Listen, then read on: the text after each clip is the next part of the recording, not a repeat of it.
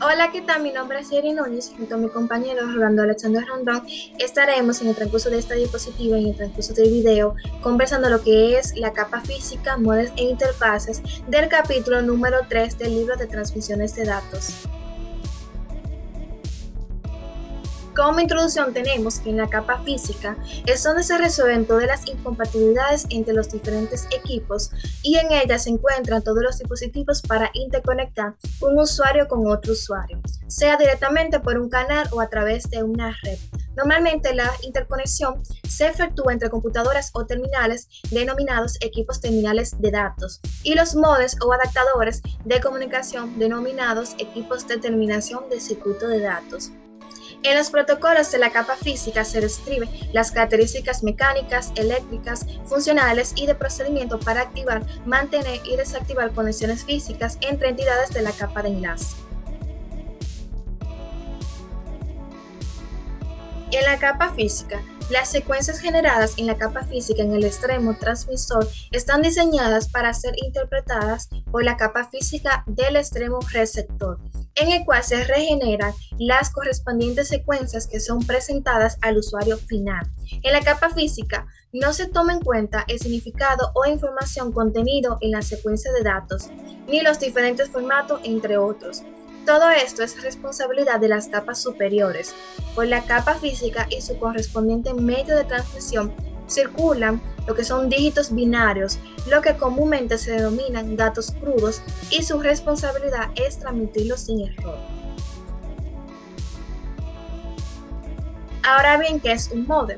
Pues un módem es un dispositivo que convierte las señales digitales en análogas, lo que es la modulación, y viceversa, que es la demodulación, permitiendo la comunicación entre computadoras a través de la línea telefónica o del cable módem.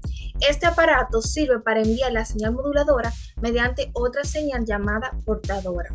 Es habitual encontrar en muchos modelos de red conmutada la facilidad de respuesta y marcación automática, que les permite conectarse cuando reciben una llamada de la RTPS, que es la red telefónica pública conmutada, y proceder a la marcación de cualquier número previamente grabado por el usuario.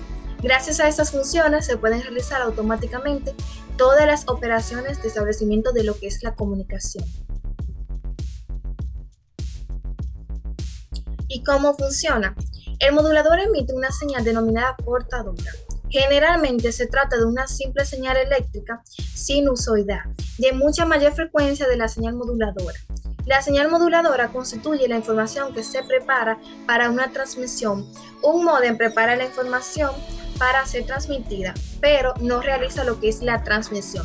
La moduladora modifica alguna característica de la portadora, que es la acción de modular, de manera que se obtiene una señal que incluye la información de la moduladora.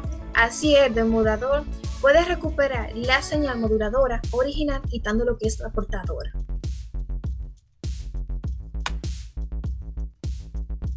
¿Cuáles son las características que se pueden modificar de la señal portadora? Pues la amplitud, dando lugar a una modulación de amplitud AM o ASK, lo que es la frecuencia, dando lugar a una modulación de frecuencia FM, FSK, lo que es la fase, dando lugar a una modulación de fase PM o PSK. También es posible una combinación de modulaciones o modulaciones más complejas, como la modulación de amplitud en cuadratura. Vamos a conocer lo que es un módem asincrónico. El receptor puede modular la señal sin necesidad de adquirir captura. Son pocos utilizados ya que están basados en modulaciones FSK y sus velocidades de transmisión son bajas, de 300 a 1200 bits por segundo. El IUT ha definido varios tipos de módem asincrónico en sus recomendaciones. Vemos lo que es B.15, B.16, entre otros. La modulación utilizada es lo que es la FSK. ¿Y qué es un módem sincrónico?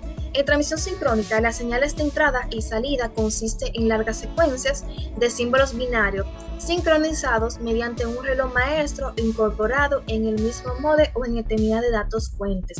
Debido a su carácter sincrónico, Estos modems necesitan relojes para la sincronización de la señalización.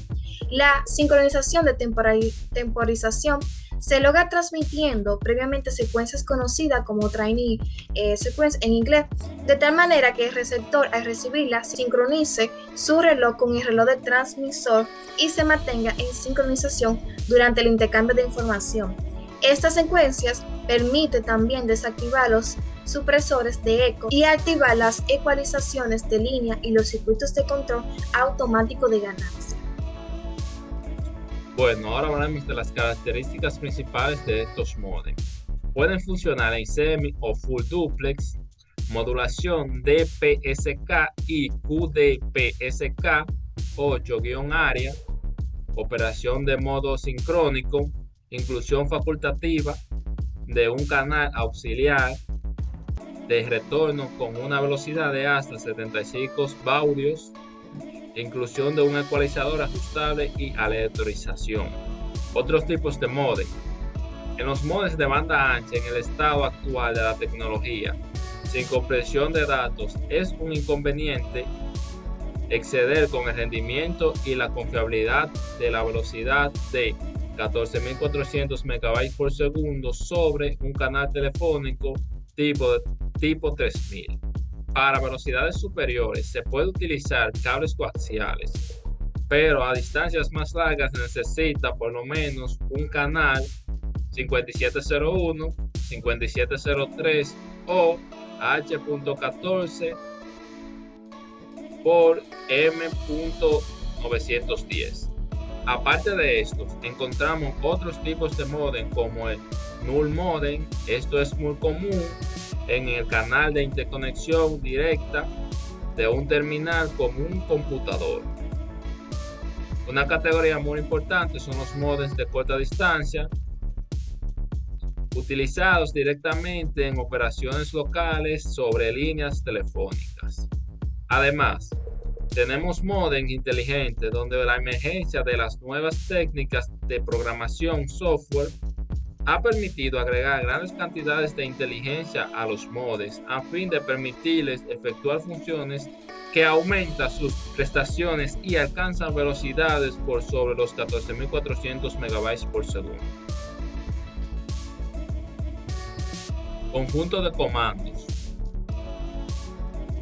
El conjunto de comandos de un modem gobierna su capacidad operacional, permitiendo, por ejemplo, el discado y el rediscado automático de los números telefónicos, la selección de parámetros para intercambio de información entre canales y otras funciones establecidas en el programa de comunicación en operación.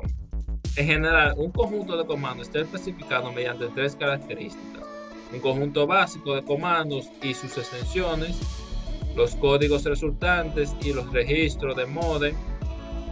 Los comandos básicos tales como colocación del modem en línea, descolgar o discar o rediscar un número, seleccionar una configuración UIT-T o BELS, etc.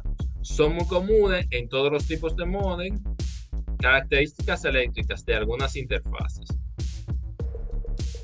La creciente necesidad de aumentar la velocidad de transmisión y la distancia por sobre lo permitido de las interfaces EIA-232T y V24/V.28 impulsó la creación de interfaces con las características eléctricas apropiadas para la transmisión de hasta 10 megabytes por segundo y distancias hasta 1200 metros. Fue así como el desarrollo por parte de UIT-T, las interfaces eléctricas V.10 y V.11 y por parte de la EIA las interfaces electrónicas RS-423A y RS-422A. Características mecánicas. En todas las interfaces se dan las especificaciones detalladas de los conectores que deben utilizarse. En general, los conectores son de tipo DB de forma trapezoidal, con excepción del conector V.35, que es el conector de forma rectangular, Algo que es conveniente recordar es que al lado del conector macho está siempre en el ETD, mientras que el lado hembra está en el ETCD. Por lo tanto, el terminal hembra del cable de interconexión va al ETD, mientras que el terminal macho del cable va al ETCD. Protocolos de capa física. Por último, encontramos los protocolos de capa física comúnmente denominados protocolos de Hash-Shanti. Son los que establecen el diálogo entre ETD y el ETCD para iniciar una conexión, transferir la información y terminar la conexión. También tienen que considerar algunas situaciones de excepción que se puedan presentar en la práctica. El protocolo de capa física depende del sistema considerado. Y como ejemplo vamos a considerar un enlace punto a punto de dos conectores full duplex por línea conmutadas llamadas manual. Respuestas automáticas, operación sincrónica con módem tipo V.22 o VEL212. En conclusión, los módems sincrónicos permiten la transmisión de datos entre computadoras a través de líneas telefónicas mediante la codificación de los datos en una señal binaria digital. Los módems de banda ancha permiten la transmisión de datos a través de una variedad de medios, incluyendo las líneas telefónicas, cables coaxiales, satélites, fibra óptica. Los conjuntos de comando permiten la transmisión de datos entre dispositivos conectados a una computadora principal sin necesidad de módems. Las características mecánicas de algunas interfaces incluyen el tamaño, el peso, el tipo de conectores y los materiales de construcción. Los módems sincrónicos se pueden utilizar para transmitir datos a través de líneas telefónicas analógicas. Estos se caracterizan por transferir los datos a velocidades más lentas, generalmente de 2400 MB por segundo o menos. Los módems de banda ancha son módems que pueden transmitir datos a velocidades mucho más rápidas que los módems sincrónicos. Estos módems pueden transferir los datos a velocidades de hasta 10 MB por segundo, dependiendo del tipo de tecnología que utilicen para la conexión. Los conjuntos de comandos son protocolos de comunicación utilizados para establecer conexiones entre módems de banda ancha. Estos protocolos se utilizan para establecer conexión entre los módems y los computadores se comunican para transferir datos.